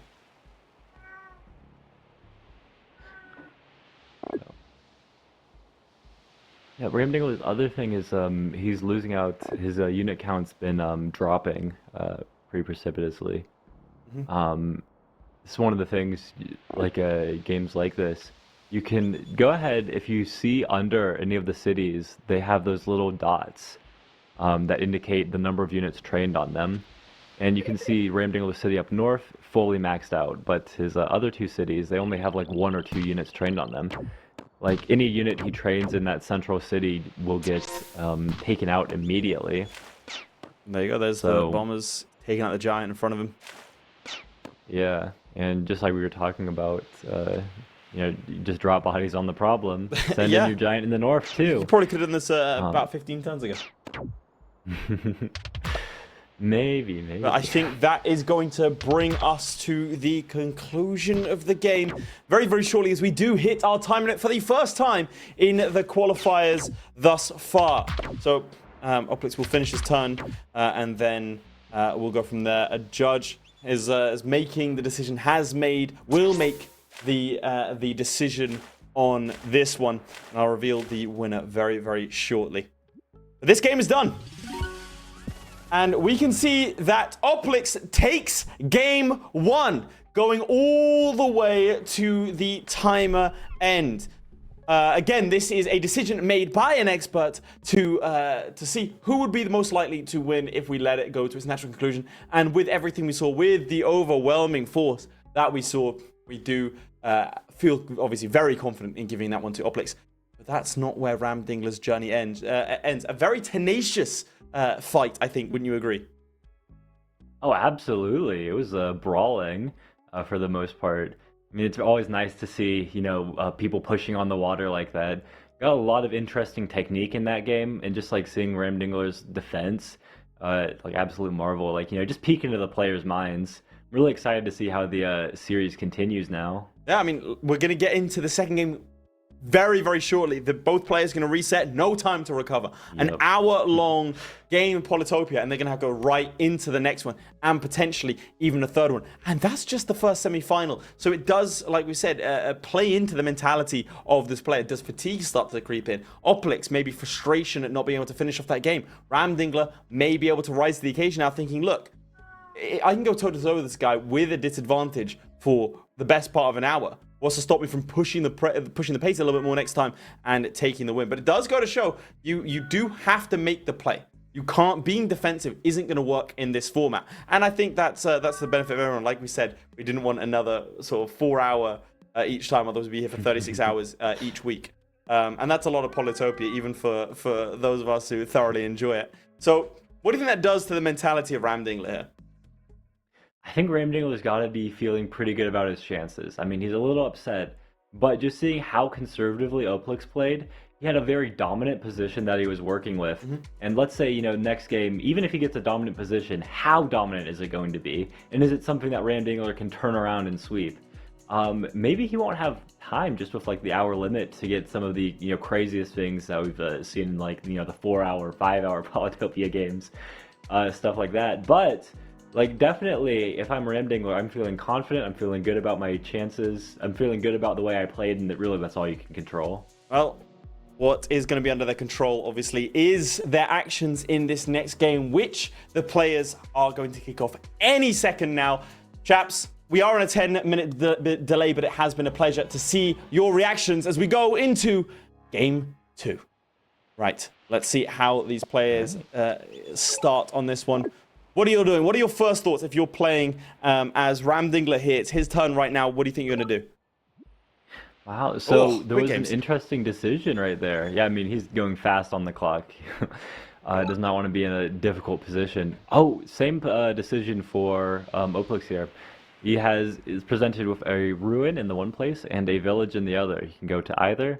And I imagine both players are going to go after the villages, just because that's what's going to give you your information about what resources you're working with. You see a lot of fruits and animals for both players. I imagine we're going to see organization picked up for Ramdingler here, just because that's going to get his capital level 3 with the roads, the fruits, the lighthouse, whereas he's one animal short. He might go hunting though. It's still possible to go hunting here, which would be nice to get him into archery. If he's anticipating like early confrontation with his opponent, and they are connected by land, but Ramdingler just doesn't know that yet. He's taking a little think here. A little thing. There's a lot of a thing. Yeah, especially for how fast, like zooming out those first few turns. It's even possible that he skips a technology altogether and just goes after another warrior on his capital to help him pick up that ruin. Wow. Yeah, skipping it altogether. Okay. Wasn't expecting that. This is a much more bold start. Very bold. I'm expecting Oplix to pick up the village, and okay, I'm interested that he picked up organization before. Okay, actually I'm not, since he only has fruits on his capital and second city, so not much of a decision there. Worth noting that neither one of these players is going to know exactly where their opponent is at this time, so they don't know just how close their troops are at this point. I have to say, I think this one's going to be a little bit quicker than the last one, just given the proximity to one another. Again, just in those clouds up there in the north corner is Ramdingler, as you can see here. So I think it's going to get a little bit interesting. Yeah. Oh, there we go. He's seen. He knows that his opponent is right there. This was always the plan, to go ahead with the capital upgrade with no technology. And then he can go ahead, pick up this. With the stars traded, now he can go ahead and pick up whatever technology he needs, get another upgrade. Also, like, get his road connections, like, help him out in getting onto that ruin. He set himself up to play more aggressively, and it's not hurting his economy after that star trade either.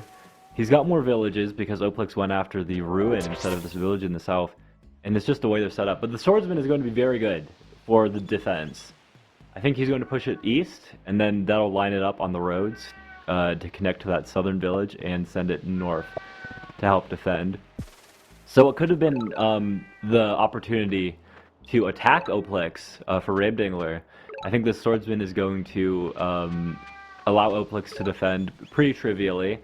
And then also, not counterattack, like actually siege a village, but be like a problem for Ramdingler to deal with. So what do you think Ramdingler can do to potentially push the pace a little faster? You said it was a bold move he made before. Yeah, it was bold to, like, it worked out perfectly, like, beautifully for him. It was the correct move, too. Just with the information he had, it was aggressive to not go after the upgrades. I think right now he needs to get his cities up past level 1, and then maybe he wants to go into... He bought something last turn, or yeah, Ramdingler bought Organization last turn. It felt possible for him to go ahead and pick up Hunting, and then with Hunting, like go into Archery, and then use the archers to try to steal this second city from Oplix here. But that's still a possibility for him. Right now, I think he's going to just pick up his fruits and try to expand down to the southwest. If he wants to play aggressively, since he doesn't see the veteran swordsman... Wow! His own veteran swordsman! Okay, that changes things. That changes things. So Ramdingler's got good technique. He's going to go ahead, before getting the level 5 upgrade on his capital, he's going to take the Explorer, hoping to get the West Lighthouse and save the 2 stars on the upgrade. Doesn't end up working out for him like that, but the Explorer is still good. And look at the number of cities he has down there. Yeah, he's going to ignore the Ruin for right now, pick it up on, like, step on it the next turn. So this veteran swordsman is going to be annoying for Oplix to deal with. I think, yeah, in order to prevent himself from getting sieged, what he can do is use his 2 warriors to kill Ramdingler's warrior that got pushed into an unfortunate position, line up his own veteran swordsman to run north. He can train another warrior, that would be fine for him. But he doesn't see what's in the fog if Ramdingler perhaps has a rider there. He can assume it that he doesn't based on like how stars are working out. There you go, does push. Oh, interesting. Yeah, so the swordsman... Oh! I thought it would move east so it could get roaded up north. But it moves northeast instead. It can still access the same roads. It has a little more utility depending on... what Ramdingler does. If Ramdingler had like a warrior on that southern city and wanted to attack, then that would get this swordsman into the action without any roads at all. So I guess that's what he was looking at tactically there. But oh wow, okay, no, so Ramdingler is skipping the Ruin for another turn. He's going to place another couple of roads to get his expansion to these villages done as quickly as possible. He doesn't really have the ability to make problems for his opponent, but he has a beautiful position to play. There's no quick tactics since they both have these veteran swordsmen, and he's avoided going hunting into archery, like stuff like that. Riders are possible, but he doesn't really have the stars for it. I imagine, especially if he's looking at, you know, picking up another couple roads on the next turn to get him set on the village down there. And then into the 2 villages further down after that, that he's not really looking into quick, easy tactics, trying to siege the city. He's just trying to play conservatively. Absolutely fair. I think hunting will get his villages to level 3 as well, so he might be interested in that. He banked a few stars. He's got what, like 2 stars left after picking up hunting and 2 roads to get him down. So maybe we'll see another warrior on the capital or something on the next turn. In any case, we're not going to see fireworks on the board just yet. I don't know. There's a little bit bit of a flashpoint in that board. There's a couple of exchanges. Yeah. I hear they're not too fond of each other. Little tete-a-tetes here and there. But no, I think you're right. I think Ramdingler's going to go and pick up those cities. I think he probably feeling it from... It's okay. An interesting thing to discuss is the impact of the last game on the psyche of this one. Ramdingler obviously saw and fought against a significant city advantage that Oplix had. Presumably this time, instead of maybe doing something a little bit different, had he rushed through, he's maybe now going to go and find those cities and be influenced by that to then go, you know what? let me do the same thing. That's what got my opponent the win. That's what get me the win. Yeah, I mean, it's working out for him right now. I imagine, yeah, we're going to see the 2 roads to spend... Wow! Okay. He's pushing deeper into the territory. instead of going after the immediate village down there, he's looking for the the villages that are even further away. He's because he's at 4 villages right now. What he's most interested in is getting his Grand Bazaar up quick. I think he's still like 3 turns away from capturing the number of cities he needs for that. But well, like a turn 8 Grand Bazaar, especially with this sizzling tension that's going I like on. that. Sizzling tension. Tension's gonna stay. I'm not seeing like any immediate exchange of villages that's going to go on. Although it is possible, I mean, really only for Oplix to lose a village here. Ramdingler's, the way his veteran swordsman is using its zone of control to block, any of Oplix's units from moving through. I really doubt Oplix gives up a village here, but he's the only one who really has the ability to blunder a city, if it were to happen. Oh, you never know. Never say never. Yeah. Do you think Ramdingler's the kind of player to sort of push early game to try and make it happen? Oh, hello. Hello. Yeah, I mean, you said there wasn't going to be friction. It seems like there's a little bit of friction here. No, definitely fighting. Definitely fighting. Just, I'm not imagining villages changing hands just quite yet. In the background, I think you can hear the call of the people in Azalol, just calling to be freed by Ramdingler, I think. There we go. The forestry into giant. What he saved his stars for. And I guess didn't push the. I had the stars with a few chops. He's gonna do it like this, and then it's gonna be 3 roads to get him onto both those villages in the south. Could add another couple roads if he wants to pick up the 3rd one as well. He'll probably just walk down there. So the giant's going to be tough to deal with for Oplix. The veteran swordsman warriors weren't enough. And we're seeing the same thing with like the ability to manage the units. The smaller aspects, the unit micro, as it were. Ramdingler picking up more kills than Oplix early on, and keeping more units as well as the economy into the giant. It looks like this could be a quick game if that giant is able to move into the city unopposed. Should point out though, Oplix has been avoiding what would be a profitable upgrade for a bit now. If he uses 4 stars to harvest the 2 fruits, he could upgrade and pick up 5 stars back on that. But he's deciding to instead hold off on that, which suggests to me that he's not interested in the 5-star upgrade, and he would rather pick up a wall. Yeah, Oplix has blundered a city siege. The siege does not mean he can unsiege. Hasn't given anything up yet, but he is giving up the couple of stars there. We're going to see another giant from Ramdingler with forestry, and then some the Park of Fortune that he had earlier. So if one giant was a problem, just doubled the trouble. If one giant was a problem. 2 might be. I mean, this could be a quick game here. This could be a very quick game. Yeah, reversal of fortune going into game 3. Ooh, going into game 3. But we don't want to call it too early, but I will say as well, at the top of the screen, you can see the difference in score.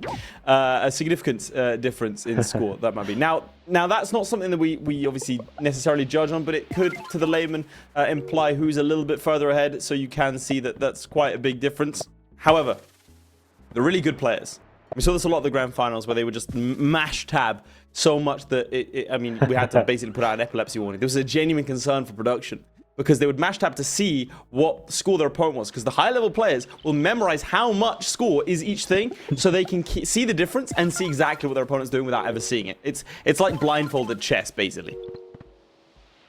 Oh, absolutely. No, some people are very upset with score counting. Remove seal from the game and such. But the people who mash tab like that, just say skill issue. Here we go, another explorer. Oh, blocked by the mountain. Ooh. Blocked by James. Yeah, very difficult, but if the score difference were a tough before, now that Ramdingler is going to go and like double his city count over the next couple of turns. Double the score almost after these next couple of village captures. And also he picked up math. He'd like done the math himself to like know how many stars he needed to get math before those 2 city captures while he was buying all those roads to step on those villages in the first place. Feels like there's nothing limiting him.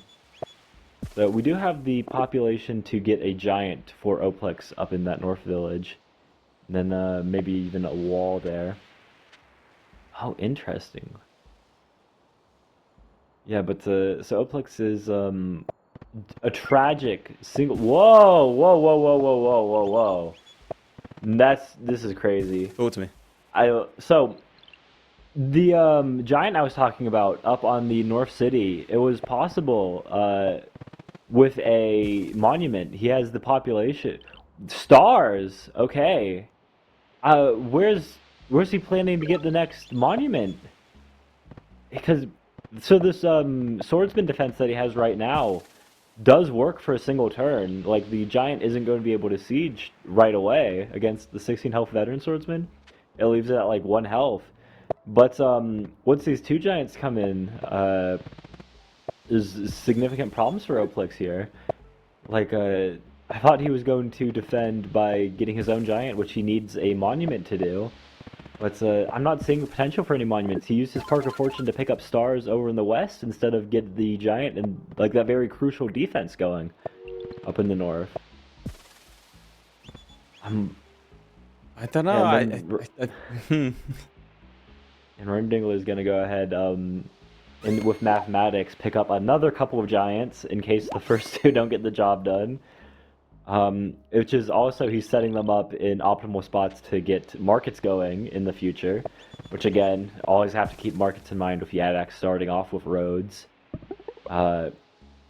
Fishing, Oplix, madman. I love the fact every time Oplix does anything, you go, huh? I mean, Oplix and I were chatting, watching Brokeback Mountain last night.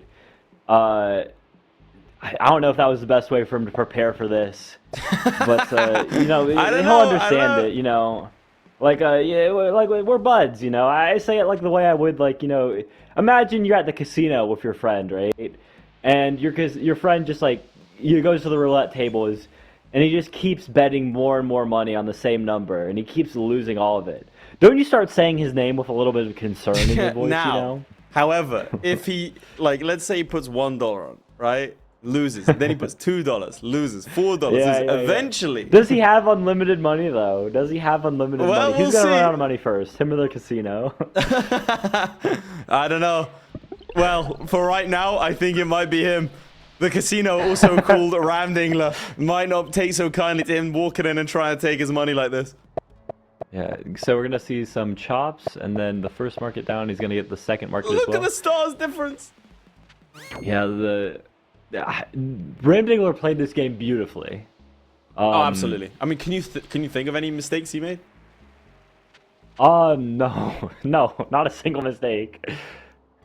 I'm sure there's gonna be if Michko's watching, he's got a difference of opinion from me, and he's often right. So maybe Michko will be in chat, say something about it. But yeah, if Ramdingler's made a mistake, I'm not seeing it.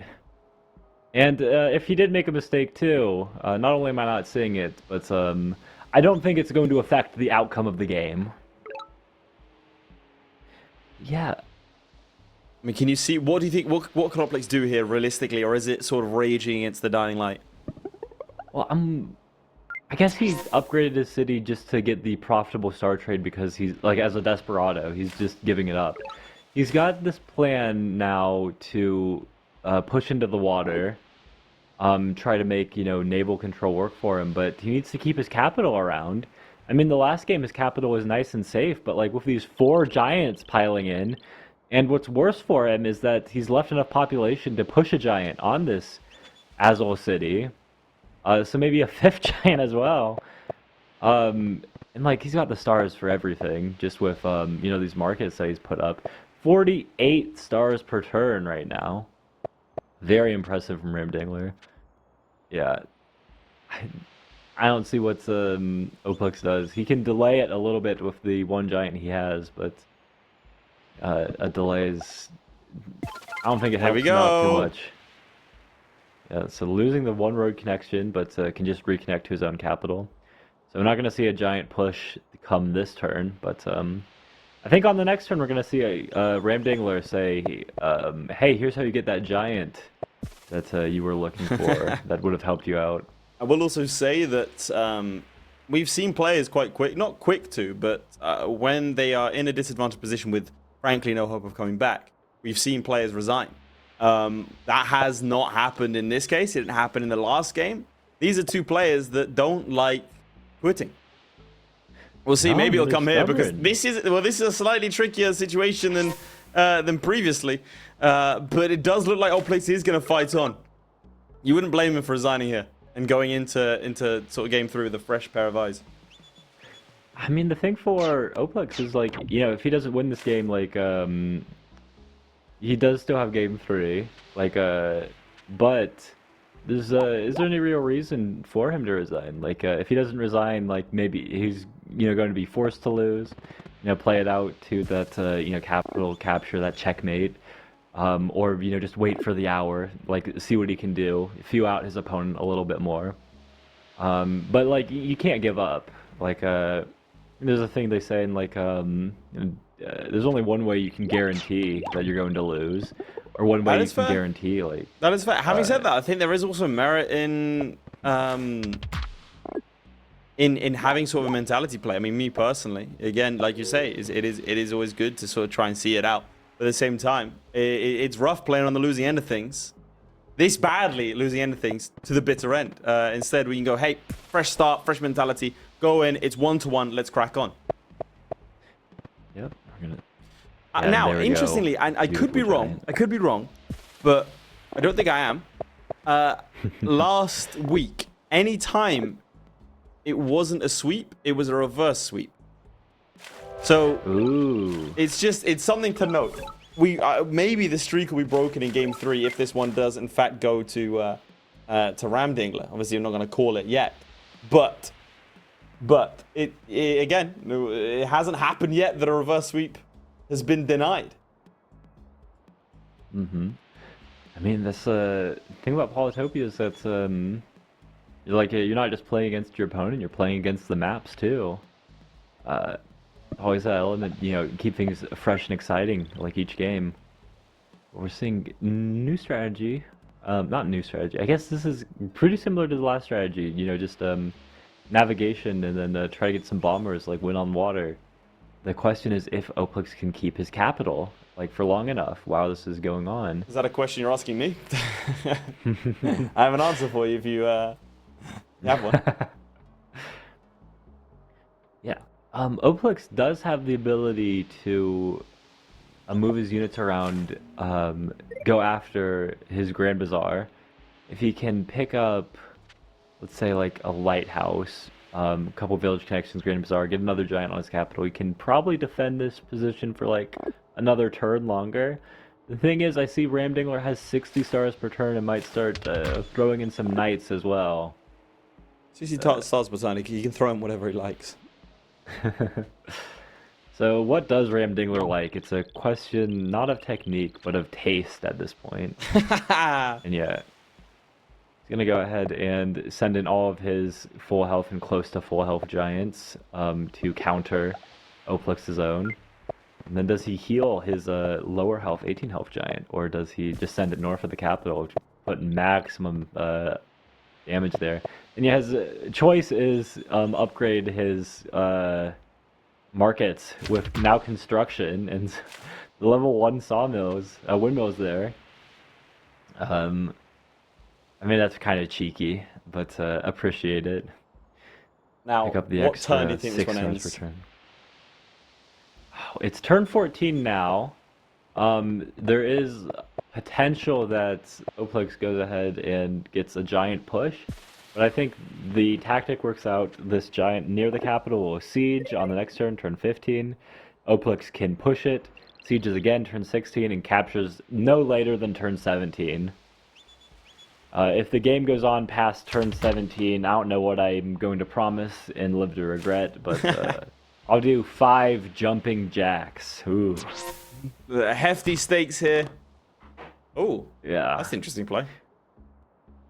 Yeah, this is a nice defense. This really lake, just a tiny locked area, and try to keep as many units back to defend as possible. The problem is he does not do enough damage ever to completely take out a giant. Ooh, he's sending his one warrior instead of picking up a village down in the south. He's gonna go after another bomber. Just try to deal as much damage to the giants as possible. Ramdingler, you might have to stop going after the construction markets, as much as it hurts me to say. Otherwise, I might end up doing 5 jumping jacks if you delay your attack. You might have to instead try and pick up some other attack. Now, Oplix, for his part, yeah, I don't think he can actually take out this giant here. And without the village captures, since he didn't go after those, I don't think there's a giant push either. Like, he's got Oplix has 4 units that he's taken out, so there's no gate of power, other monument for him either. I have a feeling that Ramdingler is going to be fine to just keep upgrading his markets, try to push himself to 100 stars, a catapult too, okay, why not? Try to get himself that wealth monument. But yeah, I think we'll be safe from the jumping jacks, actually. I was getting really worried because 5 is a pretty big number. How's I gonna manage? Yeah, again, it is at this stage that you can start to get complacent and make misplays, but which I think even at this point you could do as many misplays as you want. 90 stars versus 13 a turn. Yeah, it feels difficult to see Oplix coming back here. Yeah. But Oplix certainly, I mean, for not resigning, you would imagine that he surely sees something that we don't here. Some way to unsiege his capital that we don't. Got 2 bombers and a warrior against a 28 health giant. Yeah. Did 7 damage. He's gonna do 8 damage and then 6. Does 8 plus 6 equal 21?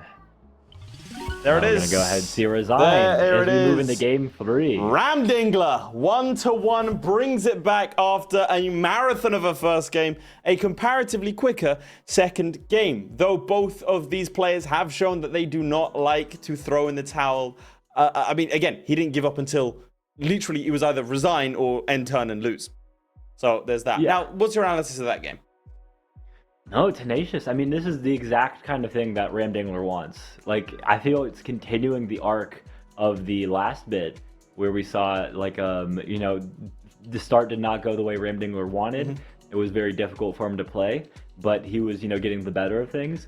And now he's just like, the map seems to be like working with Ramdingler, saying, okay, I'll throw you a bone this time. I'll give you something, a little easier for you to play. And Ramdingler just playing beautifully. Like, if you're Ramdingler, you're not only feeling confident, good about winning this match here, but like even the whole Yadakk tournament, let alone World Championships.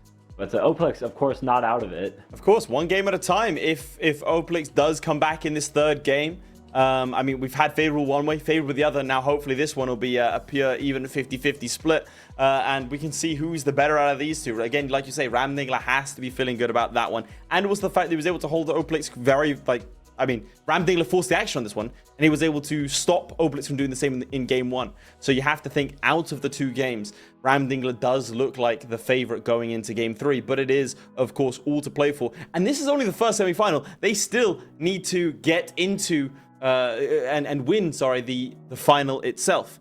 So both these players are going to be getting set up, and we're going to go straight into game 3 in just a second to see out the very first Yadakk semi-final. Both players, I'm hearing, are ready to go. So at any moment here, ladies and gentlemen, we're going to have our first finalists. Will it be Ramdingler? Will it be Oplix? Both players unwilling to concede until right to the bitter end. It's going to be a good game. I mean, well, go on, just say a name. What's your prediction? I feel like Ramdingler is, favorite to win right now, favorite to win the series. But like it would be foolish, really foolish, to like doubt that Oplix could take it. Like we just saw him win the first game. Like obviously he's able to win a game here. So it could be anything. We just got to see how they're going to be playing. I feel the momentum's on Ramdingler's side. He feels like he's in control, but maybe even a little cocky. I saw like how he was playing that last game, like upgrading his windmills, such. Just going after the markets and everything, like, just put a unit up front, I mean, having said that, it was such a massive difference in income and everything else. Yeah. Why not get another sports car? It's not really going to hurt. It was very fun. It was very fun to watch, a little cheeky, a little personality in the game. So serious all the time. But, you remember that you're playing, like, what we call the funny square game on occasion. Well, it's not going to be funny for one of them because, again, there can only be one winner. And I imagine with two spirited competitors, neither one of them is going to be wanting to go home without giving their best showing, which is going to start any second now. We're going to see which of these... spirited, I think, is a good word. Guys are gonna make it all the fun. And again, that's an attitude that could take them far as we begin what is going to be the final meeting between these two. Go on, give me your perspective. Yeah. So Oplix is going to be the one hosting this game. Gives that little first mover. And we're seeing, they're both pushing towards the east. Like, just locating where their villages are. Ramdingler's villages are spread a little bit, unfortunately. You really love seeing them all close together. That way, that one road that you're able to afford at the very first turn of a game can lead you directly to both villages, like we're seeing for Oplix, but also just connecting your roads later on, getting the population shared between, like, the second city, your capital, everything like that. Love to see it, like, how tightly packed the villages are for Oplix, as opposed to Ramdingler, who's going to have to go that one extra tile, spend the extra, like, 3 stars on an additional road there. The difficult part for Oplix here is that his villages are not really pushing him towards the center of the map. Like this one up in the north corner, he's going to get the village, and then it's kind of a question of what now, since it doesn't really lead anywhere. He'll get the lighthouse, which is good in the early game, but not really anything else. And danger now, as we see Ramdingler's borders pop up right next to Oplix's capital. So he's got a pretty difficult game ahead of him. I'm going to go ahead and explore from the capital to go ahead and meet his opponent. Instead of taking an explorer anywhere else. He wants to upgrade the second city, I imagine, with roads. And he wants the 2 fruits from his capital because with the road connections from getting these 2 cities, as well as the lighthouse in the north, he's going to harvest those 2 fruits that he just grabbed on his capital anyways. I'm imagining we're going to see a road connection and fruit to upgrade this second city. Maybe it'll be to road his warrior towards the center of the map. It's a little dangerous to do that without support. Yeah, he's roading. He could move this warrior. Yep, center. He's centralizing his warrior, and he can grab another warrior here, or he can grab maybe a workshop. Just get more income going first. It's difficult to say which is the better of the 2 moves, because they are in immediate conflict over the central village, so the warrior might be useful, but the Ramdingler doesn't know that he's there, is the key part. No. Well, he's going to find out now. There we go. And see, the capital right there. He's got a pretty nice, tight setup, so it is going to be difficult to make moves on the capital. And if anything, Ramdingler's second city is the one that's most vulnerable right now. Difficult to support. So Ramdingler his big fight is going to be trying to get this central city. It's closer to his capital, closer to his second city than Oplix is, but Oplix has 3 villages to work with. He might go in for some riders here, try to push units from the far north, and fight for that central village. So Ramdingler's in a more precarious spot until he can pick up that central village. Oplix's job is just to keep him off of it. He doesn't even need to take the village, he just needs to keep Ramdingler off of it. And then his villages are set up in a nice, tight, compact way where he can make a bigger push later. It also depends on the shape of the lake to the east, how he expands. There's a large enough sort of land corridor there that I do think we'll start to see that area be congested. Like you say, there's going to be a fight over that village there. I mean, again, you're saying about the capital of Oplix here, but I think obviously that mountain's in the way. I do think that we've seen Ramdingler push with giants before. I think he'll do it again this game, to be honest. That's my official, that's the official late prediction. 2 giants running straight for the capital. Yeah, I mean, I'm kind of interested actually that Ramdingler stepped on the village. He's trying to initiate a series of trades which he thinks he can take advantage of because, or not even a series of trades. Sorry, I'm a little visually challenged. Those warriors are all a tile further away than they need to be to actually kick Ramdingler off. So Ramdingler just gets the village here. Interesting. I mean, we were both expecting a bit more of a context there, all right? Yeah, I think it would have required that Oplix pick up some riders. But I think he could have. It would have delayed some of his upgrades a little bit. But You think now, that's potentially a misplay? I think absolutely, just because like all of his advantages basically gone. Like Oplix's advantages were that his villages were closer together, like in harmony with one another, where he could train like units that he trains on any of those villages, he can maneuver them all to the same place very quickly. Whereas, and the fact that Ramdingler's like the village between their 2 capitals, it was difficult for Ramdingler to defend that. But now with Ramdingler picking up a 4th village, he not only has a city advantage, but his own cities are like more in harmony. Like he can just train units to defend, like they all defend each other basically. I mean, obviously cities don't defend cities like the units do, but his ability to train units in more places like that. Yeah. I think after giving this up, like he's setting stuff up with the number of warriors he has around. Like he will pick up a siege here, but Ramdingler just gets an unsiege. And then if he, not this turn, maybe even not next turn, but riders, then just, defends, like, having the city advantage and the lion's share of the land to the south. I feel like Ramdingler has, he's opened the game with an early advantage. So would nothing, you say like, that game winning. Would you say that Oplix is trying to contest this sort of city in the wrong way? I think it's a question of technique. I would have gone about it differently. I think it was like necessary for him to push into riders, and someone's gonna go back like a couple of turns and say he was 1 star short of getting a rider. But I can't remember how many stars he had. I think he needed a budget for that differently though, because giving Ramdingler this city, any advantage he had, I think is. I mean, his cities are still in good contact with one another, but he's lost a big chunk of his advantage for sure. Yeah, he's got 3 stars left, so he's going to road this warrior back in. Yeah, Oplix can go after the siege here, but there's nothing really else. And with both players just with doing this warrior spam, the defending player does have the advantage here, just with taking advantage of the defense bonuses on the cities and the lack of tiles. Like you don't have the chance to pick up enough units to get like really big attacker advantages. Not until you start picking up units like archers or riders, which Oplix doesn't have yet. Well, he does push for the city, but he's going for it. Yep. See if he takes it. Go for it. Yeah, Ramdingler unsieges immediately and then picks up a kill on the 5 health warrior I'm seeing. Spams out some more warriors and then maybe even he's got 10 stars per turn, so... This man is predicting 5, 6, 7 turns ahead. Let's see if he's right. Alright, let's see if you're right. I mean... Go on then. Let's see. It's the position working out like this, it gets a little more concrete with like, because, it's very forcing, like what we're seeing here. Like, Ramdingler has to unsiege this city. And then what else does he do with his remaining warrior? Like, of course he's going to go after the easy kill on this 5 health warrior. Well...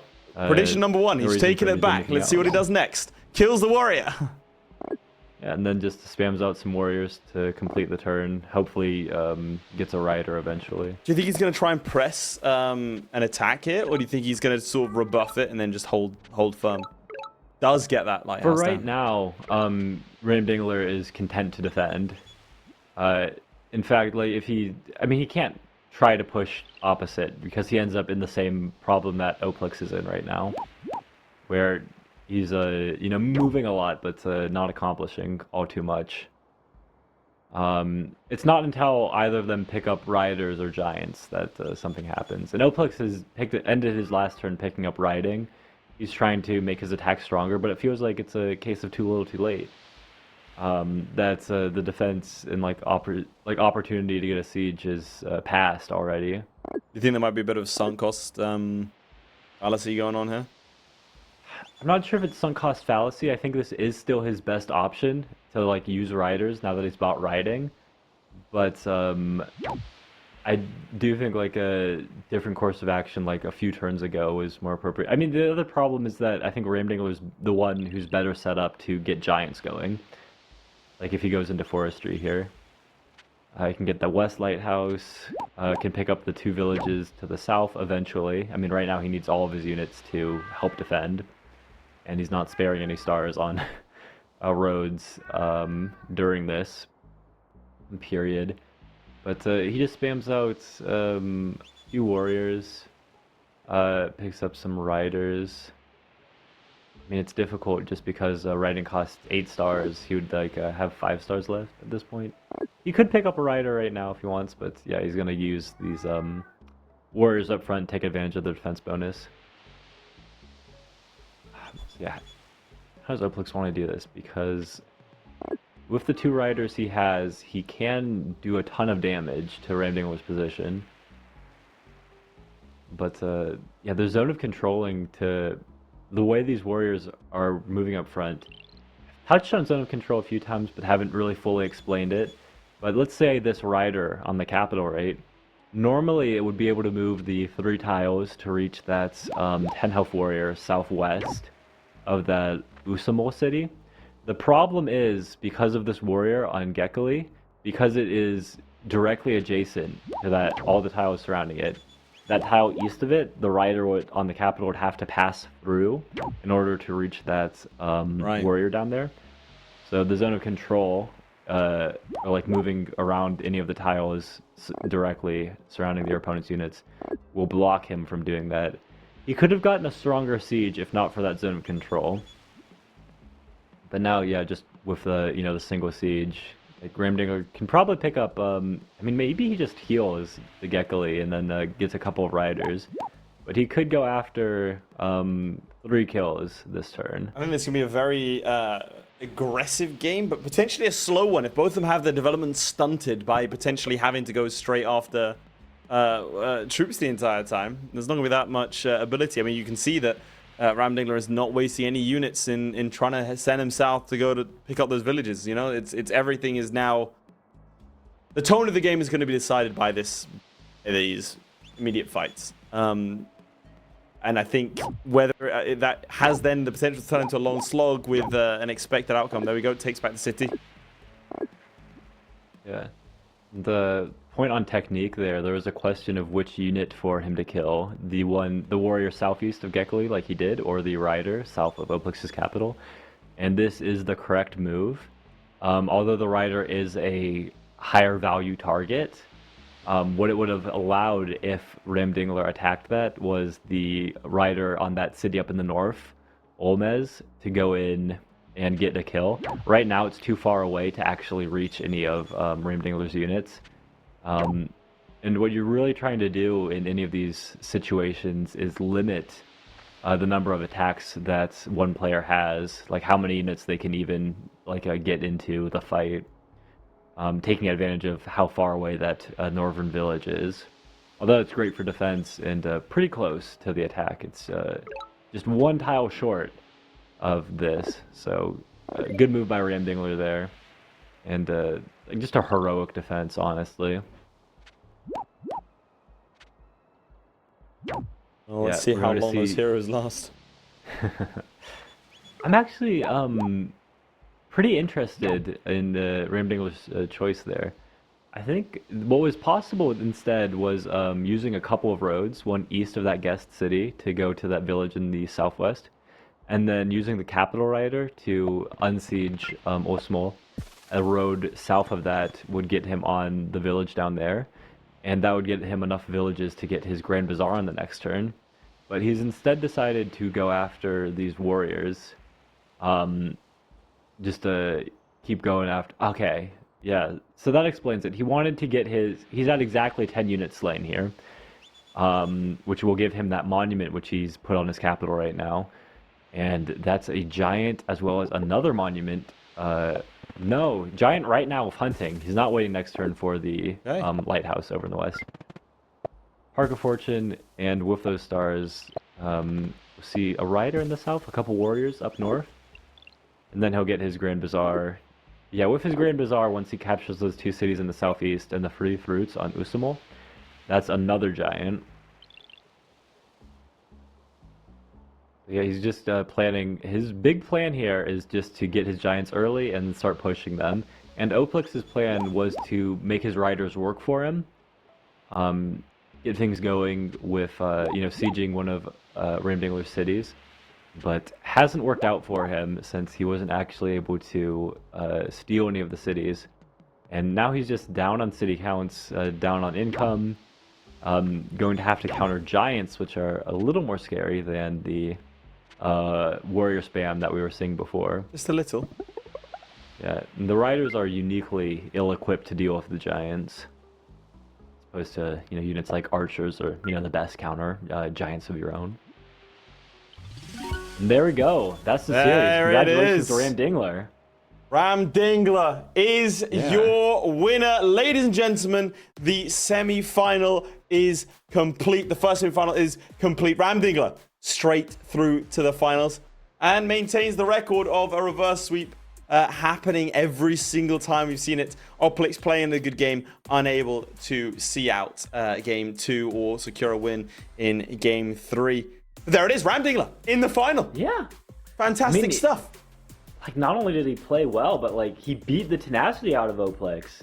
Oplix said, "You don't have to go ahead and siege my capital. I understand." Just like a series of like really strong, really good plays that he made. I mean, this is what the YouTube poll said 52% were like hoping for Ramdingler to make it. Yeah, 100%. I mean, look, the odds did change when he lost the first game. I'll say that. There are a couple of naysayers.